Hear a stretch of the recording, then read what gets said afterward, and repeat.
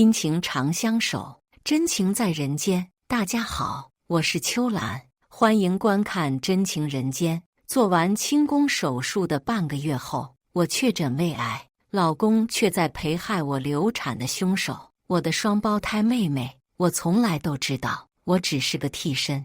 我终于决定放过他了，把离婚协议书递到了他面前，他却发了狠，我把摁在床上，咬牙切齿道：“先是流产，再是闹离婚，你就只有这点伎俩吗？”我贴在他耳边，一如既往的温柔：“陆婷，我就要死了，你终于可以娶她了。”他却惊慌失措地红了眼。昨晚清宫手术的半个月后，我确诊胃癌。与此同时，我打算和陆婷离婚，因为我实在受够了这段婚姻，自始至终只是我一个人的自娱自乐。陆婷从球队回到家时已经将近10点，她在书房找到我：“这么晚了，怎么还不休息？”陆婷温和地摸了摸我的发顶，给人一种她很爱我的错觉。我已经有些麻木了，她这样的姿态更像是在对待一只豢养的宠物。我的目光仍然死死地盯着桌子上的文件，我知道陆婷也注意到了。她的手掌顺着我的后脑抚摸到我的后脖梗，轻轻捏了捏，我一阵瑟缩。陆婷的话语不带一丝温度：“乖，回房睡觉。”这份离婚协议我就当没看见。我挣脱开她的桎梏：“陆婷，我是认真的，我们离婚吧。”她忽然很大力地扯住我，往一旁的沙发床上摔，而后轻身压下来，手掌在我身上游走。陆婷突然凑近的气息让我感到厌恶：“放开我，你应该知道吧，我才做过清宫手术。”她停住手上的动作，双眼因为愤怒微微发红。“先是流产，再是离婚，林嫣，下一步你是不是就要以死相逼了？”提到那个还没出世的孩子，我有些难过。我苦笑道：“正好我死了，你不就可以娶她了？”我口中的她是指陆婷的白月光，也是我的双胞胎妹妹林娇。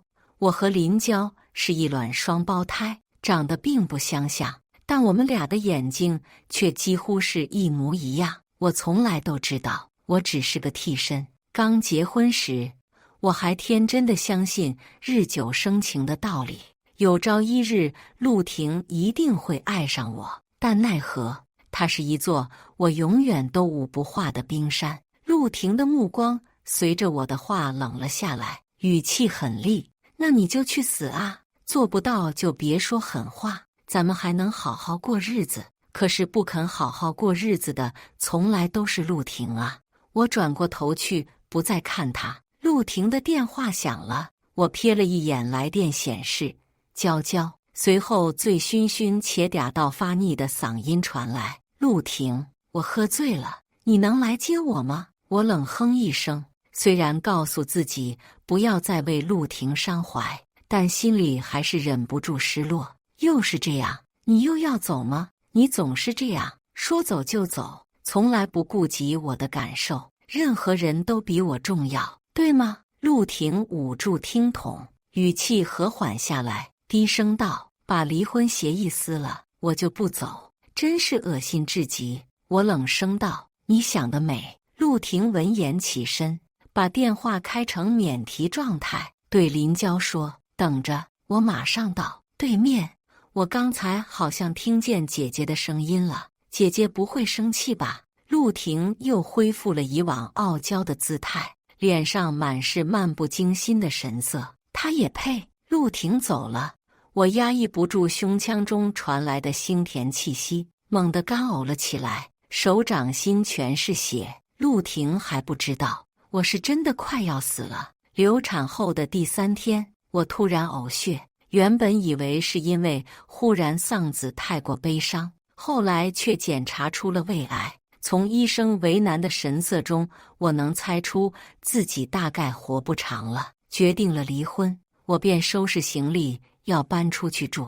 我一个人拖着行李箱走在跨海大桥上，往来的行人很多向我投来好奇的目光。生病以后，我瘦了不少，脸色也变得愈发苍白，浑身透露出一股颓废的气息。他们大概是怕我从这里跳下去，虽然我原本的计划就是这样。父母家人在我16岁时就抛弃我了，抚养我长大的阿婆也去世了，陆婷不爱我，后来我们的孩子也没有了，我和这个世界已经没有任何牵绊了，我再找不到什么活下去的理由，谁知道竟然确诊了胃癌，这大概就是我的命数吧。所以我改变跳河这个不环保的计划，在疗养院里安安静静的死去，或许会好一些。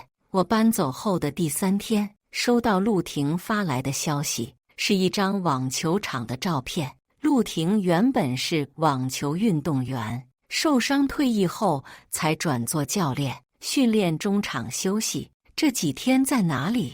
闹脾气也要有个限度，怎么还不回来？我躺在病床上静静地看着，五脏六腑正在隐隐作痛，是舍不得我，想挽回我吗？我心里一动，觉得挺可笑的。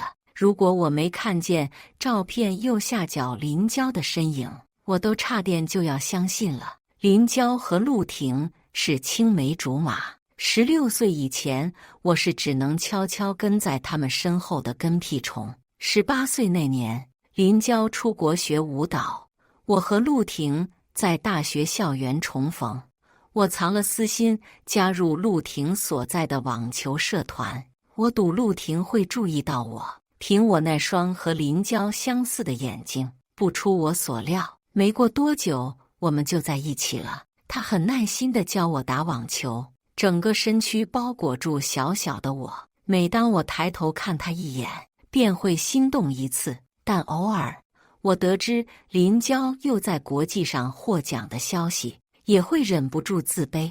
我如同阴沟里的老鼠一样仰望感慨，其实他们是多么般配的一对。看见照片里的林娇对着陆婷的镜头露出明媚的笑容，一股密密麻麻痛意涌上心头。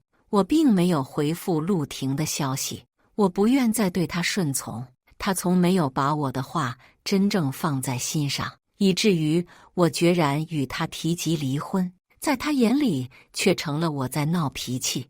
我想陆婷没有收到我的回复是会生气的，生气就不会再来打扰我了。可是第2天，他又断断续续给我发消息，蒂家新出了一款项链，我给你做生日礼物，我还订了蛋糕，今晚回来给你补过生日。气还没生够吗？马上回家。离婚的事我不追究，别让我等太久。呵，不过生日不追究，显得他多大度呀。倒是我不知好歹了。想起生日那天，我刚好诊断出怀孕，虽然医生嘱咐这一胎风险很高，但我还是满心欢喜的想要把好消息告诉陆婷。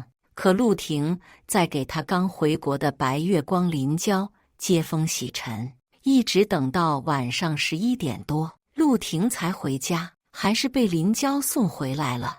我极力忽视她挑衅的姿态，故作轻松。陆婷越过我，直接去了浴室。没什么要解释的吗？我握着拳头，指甲陷入掌心，传来刺痛。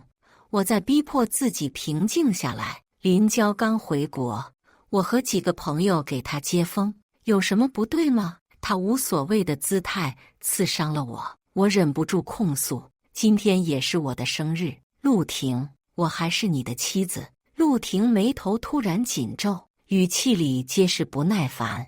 今天也是娇娇的生日，林嫣，她是你亲妹妹，你怎么什么都要跟她争？她是妹妹，我就什么事都要让着她。陆婷的双眼因为酒精的刺激而微微泛红，盯着我像在盯着一个十恶不赦的罪人。林嫣，你忘了出生时娇娇因为你受了多少苦，这些是你欠她的。陆婷冰冷的话语让我浑身发寒。都说双胞胎还在肚子里时会争夺营养，而我是他们口中的胜者，因为出生时我是正常健康的，而林娇异常瘦弱，还患有先天性的肾病。于是，这是你欠他的，成为我人生中无法抹去的诅咒。连陆婷都是这样认为的。小时候，只要林娇一有病痛，他就会对我格外冷漠，有时还会用看仇人一样的眼神看我。陆婷是恨我的吧？在他的认知里，是我逼迫他的白月光远走国外。身体里的器官又开始发痛了，喉咙里是血液腥甜的气息。这条路原来从一开始我就走错了。陆婷像是真的生气了，一连好几天没再理我。再次见到他是在一家酒吧的包厢，我是通过林娇的朋友圈知道他们今晚在这里举行庆功宴的，连同陆婷，他们对我的不请自来很是惊讶。我太瘦了，胃部的癌变让我经常是吃了就吐。在包厢里蓝色氛围灯下，竟衬得我像个女鬼。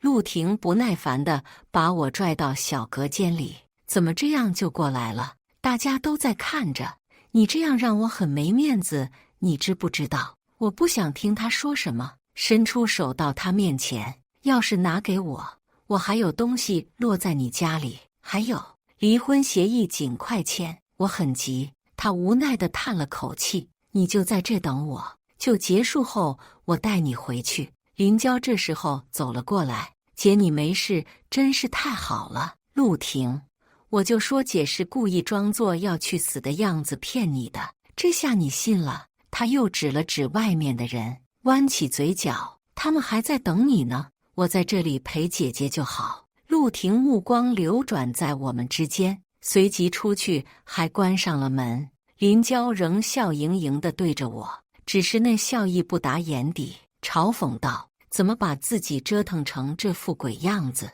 我冷冷道：与你无关。话不投机半句多。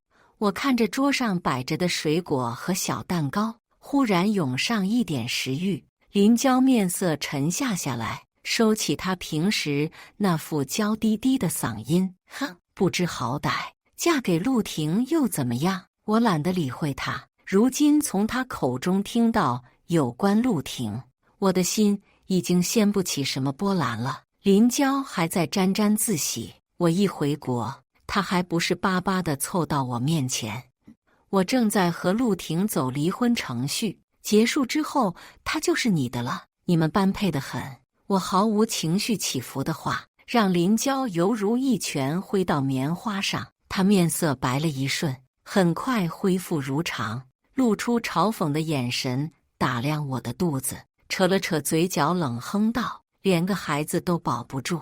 林娇的话给了我当头一棒，那个没能出世的孩子是我的痛，我放在厨房里的保胎药是你换掉的。林娇，是你害死了我的孩子，你就不怕我去起诉你？我没有错过。林娇听到这话后，微微发颤的身体，很快她镇定下来。你有证据吗？况且你觉得陆婷是相信你还是相信我？她仍然笑着，漫不经心地拿起一瓶桌上尚未开封的红酒。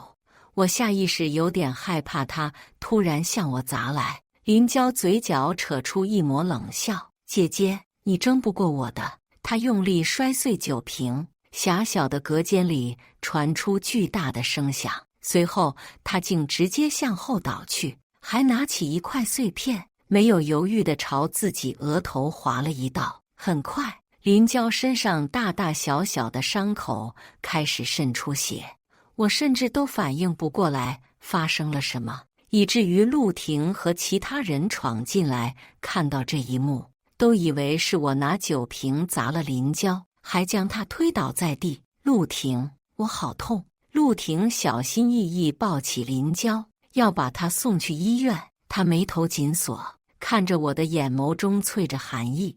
你到底还要闹到什么时候？我无言，或许我早就麻木了，麻木之余，甚至还觉得有些可笑。陆婷不让我走，非要我跟着一起去医院。诊室里，林娇断断续续的哭声传来，陆婷轻声安慰着她：我只是想跟姐姐好好说说话，谁知道她居然拿瓶子砸我。陆婷柔声安慰：“好了好了，别哭了。”我倚在墙壁上，已然是个多余之人。走手边忽然传来一阵急匆匆脚步声，我还没回过神来，响亮的一巴掌就呼到我脸上。路过的人都被这场面惊到了。我身上没什么力气，这一巴掌竟将我扇倒了。我看清来人，原来是我的亲生母亲。你个贱人，你要害死你妹妹才满意是不是？在我肚子里的时候就要争，你到底要跟娇娇争到什么时候才肯罢休？我脑袋嗡嗡的，剧烈的击打让我有些神志不清，不知怎的，竟呕出一口鲜血，五脏六腑开始作痛，喉咙不断涌出鲜血，无论如何都止不住。我已经看不清周围人的表情了，只听到耳边熟悉的陆婷的声音：“妍妍，你怎么了？医生，医生，为什么会吐血？你别吓我，你是不是乱吃东西了？都怪我，我那天说的都是气话，你别死，求你了。”陆婷语气里带着哭腔，我不确定她是不是流眼泪了。我突然以为自己回到了最爱她的那几年，想去摸摸她的脸，对她说别哭，可我实在没力气了。醒来时，我身上插着各种管子，手上挂着针头输液。陆婷紧紧握着我的手：“妍妍，你终于醒了。”她拉着我的手，让我觉得恶心。对不起，我不知道你生病了。我心里冷笑，我的检查单子就放在床头柜里。况且我一天天瘦下去，她从来没关心过，还嫌我不好看，丢她面子呢。我要出院。我收回自己的手，动作扯到了针头，又是一阵刺痛。陆婷不肯，医生说好好治疗，还可以活很久。妍妍，求你，如果我不配合治疗呢？我这么说，这也就这么做了，饭和药都不吃，也不去治疗，医生护士都拿我没办法。我只有一个诉求，让我出院。陆婷几乎在医院住下了，日夜照料我。我也不知道这人为什么突然转了性。我知道有时候我的不配合也会激怒他，可他看着我瘦弱的躯体，到底还是没有发作。陆婷一边替我擦脸，一边说：“这段时间照顾你，让我想到了我刚受伤那会儿，你也是这样照顾我的。妍妍，你辛苦了。”陆婷的手臂上的伤断送了她的运动员生涯。那阵子他脾气很差，我衣不解带的在医院照顾他，他暴躁得很。我有时承受不住，也只能一个人默默地哭。孩子死了才知道来奶，现在倒是知道体谅我了。我嗤之以鼻：“陆婷，你真虚伪。”他选择默不作声。夜里我又开始痛了，陆婷着急上火去和医生理论，可医生也很委屈。你太太不配合治疗，我们也没办法。况且她早就没有求生的意愿了。我说我要我老婆活下去，我有的是钱，给我找最好的医生来。护士摇着头边走边嘟囔：“早干嘛去了？现在来发疯。”我看着陆婷无助摸了把脸，蹲在门外。用过止痛药后，我的疼痛好转了些。她又开始在我床旁絮絮叨叨：“妍妍，为什么？我不想你死。”陆婷哭的肩膀一耸一耸，不知道还以为是她马上就要死了。说来也怪，我还健康的时候，没见得她对我有多上心，怎么知道我快要死，就好像突然良心发现了一样。妍妍，你好好配合医生治疗好不好？你想要什么，我都答应你。我闭了闭眼，治疗又贵又难受。我要出院，你能办到吗？陆婷深吸一口气，没有说话。我笑得有些释怀。其实你从来都没在意过我，也从来都不知道我想要什么。不是的，陆婷手足无措地想要找补。钱的事你不用担心，治疗费用多贵我都出得起。我没说话，只定定地看着他。他又摇摇头，像是想到了什么。孩子，等你身体好起来，我们还会有的。孩子是我的软肋，刚流产那会儿，我还只能卧床休养。陆婷知道后，不分青红皂白，闯进我的房间，掐住我的脖子，没有任何关心的话，只狠厉地问我：“你又在搞什么把戏？不惜用孩子的性命来博关注？”陆婷原来就是这样想我的。那时她的白月光林娇刚回国，她就以为我又在跟林娇较劲，还拿孩子来威胁她。可那也是我的孩子。陆婷是一个太糟糕的丈夫，或许将来也不会是个好父亲。大概从那时起，我对陆婷彻底失望了。如今她倒还有脸提孩子，我对她也没什么好脸色了。你走吧，我不想见到你。陆婷又想要来握我的手，被我一把甩开。滚，别惹我发火。我说我不想见到你。陆婷走了，我并不怎么在意。在最后的时光里，我想出去看看。我能感觉到自己越来越严重，有时夜里身体痛到睡不着，头发也大把大把的掉。我看着窗外明媚的天气，忽然想先去给自己买一顶假发，不然火化那天头上就几根稀疏的毛发，多难看呀。然后再去挑一块风水好的墓地，毕竟在疗养院也不怕没人收尸了。我身上的钱不够治疗的费用，但应该还是能买一块墓地的。在公交车上，家庭群的消息一条接着一条。妈妈，林嫣，你这孩子闹什么呢？跟陆婷离婚，你让我和你爸的脸往哪放？不管你在哪里，现在马上回家。我扯了扯嘴角，家，我都忘了我还有一个家，还有父母。娇娇，呜呜妈，你别生气，都是我不好，我就不应该回国，这样姐姐姐夫也不会闹离婚了。我明天就走，我不会跟姐姐抢的。又是这样，即使看不到林娇，我都能想象出她一副矫揉造作、哭哭啼啼的样子，装无辜和装可怜，一贯是她善用的把戏。妈妈，娇娇不用跟她道歉，你没有错，她这个养不熟的白眼狼，死外面算了。我毫不犹豫选择退群。好啊，我现在不正如你们的意吗？商场里，店员很热情地把我迎进店里，给我介绍各种类型的假发。这顶暖棕色很适合您呢，再盘个丸子头，又显白又有气质。真巧，我之前的头发也染成了暖棕色。陆婷偶然说起过，我扎成丸子头的样子还挺好看的。后来我才知道，那是林娇跳舞时最常扎的发型。想到这，心底有些发酸。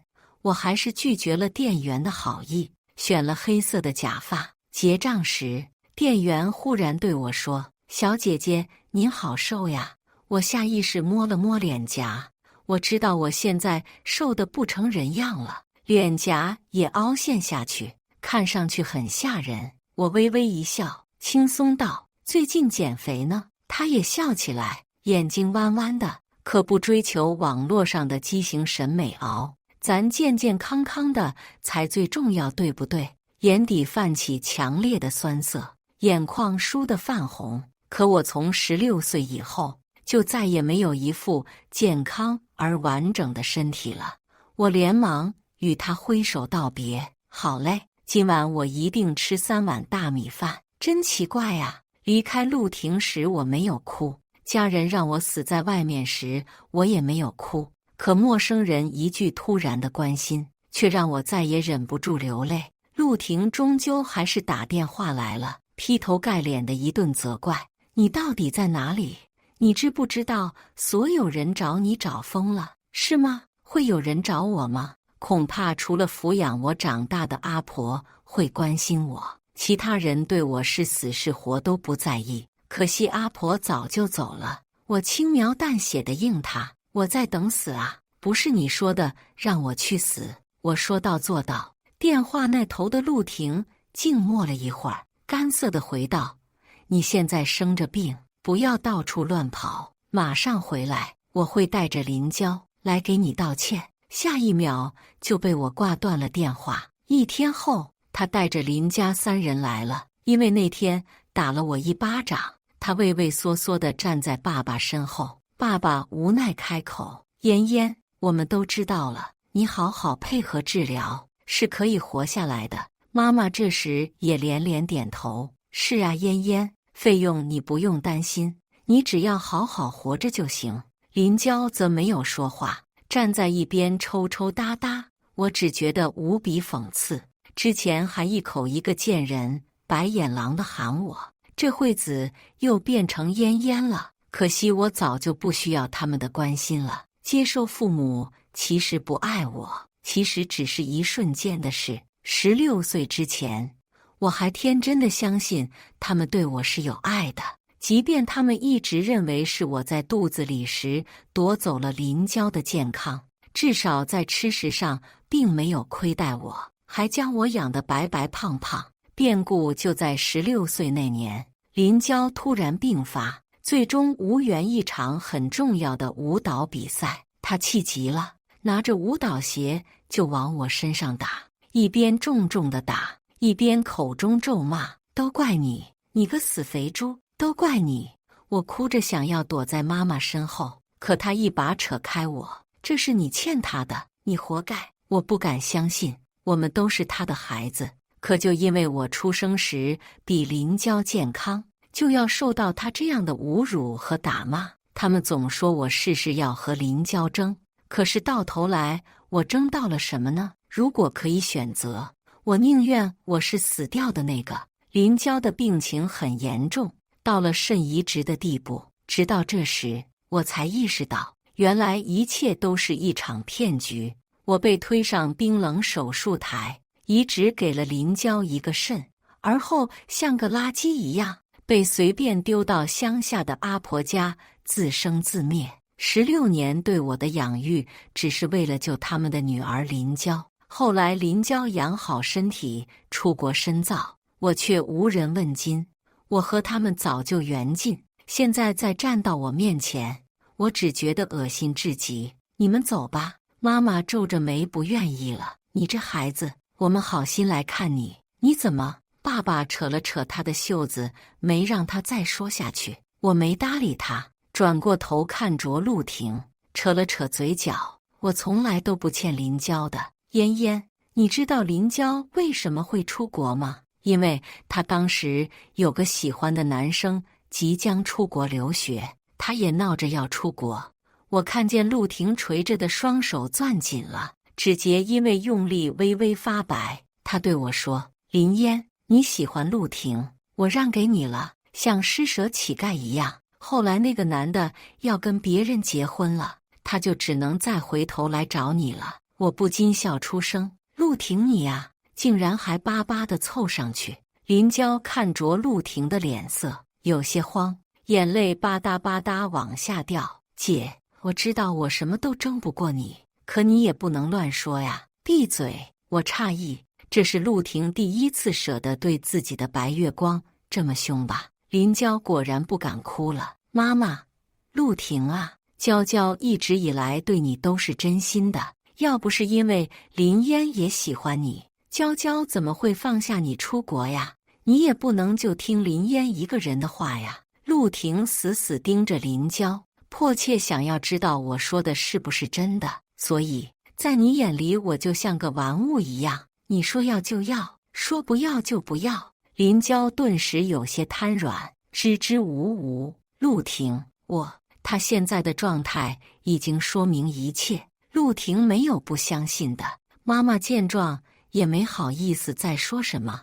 我对他们之间的狗血戏码不太感兴趣，巴不得立刻马上消失在我面前。但我想说的还没有完，我要你们去法院公证那份器官捐献协议作废。爸妈和林娇肉眼可见的实话了，如遭雷劈。这份协议还是我偶然间在父亲的书房里发现的，他们竟然偷偷以我的名义为我签署了器官捐献协议，都不用想就知道又是为了林娇。若她病情不再复发就算了，可有一天她又发病，我是不是就会不知道以什么方式死去？而我剩下的唯一一个肾脏就是林娇的了。当时只觉得忽然间气血都涌上心头，又骤然寒凉下来。我不敢深想，如今我癌症快要死了，反正他们从没在意过我这个女儿，我的死对他们来说未尝不是件好事。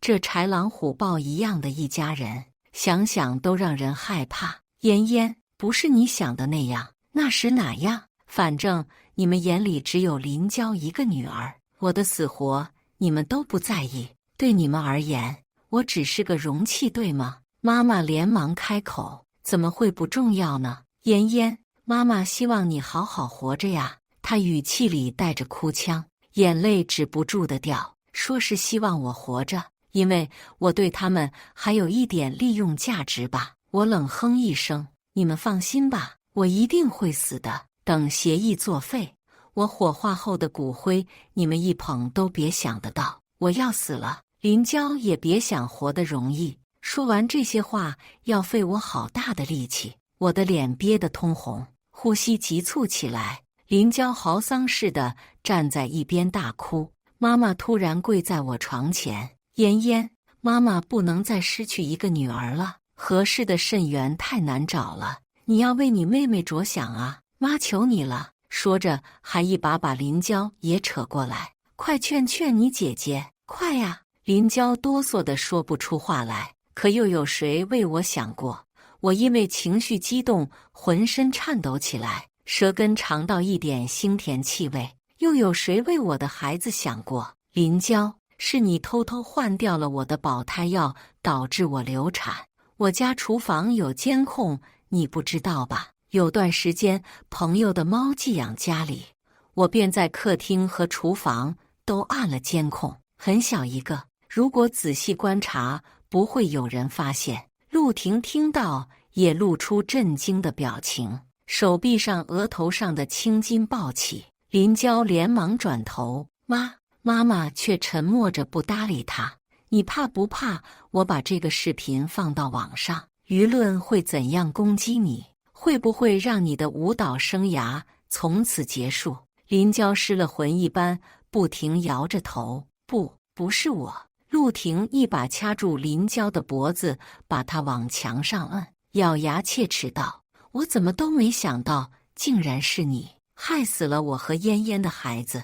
你真该下去给我的孩子陪葬。陆婷这架势像是真的要把林娇掐死，不过最终还是被爸妈拦下了。而后又是无休止的争吵，我的身体越来越痛了，精神状态每况愈下，经常久睡不醒。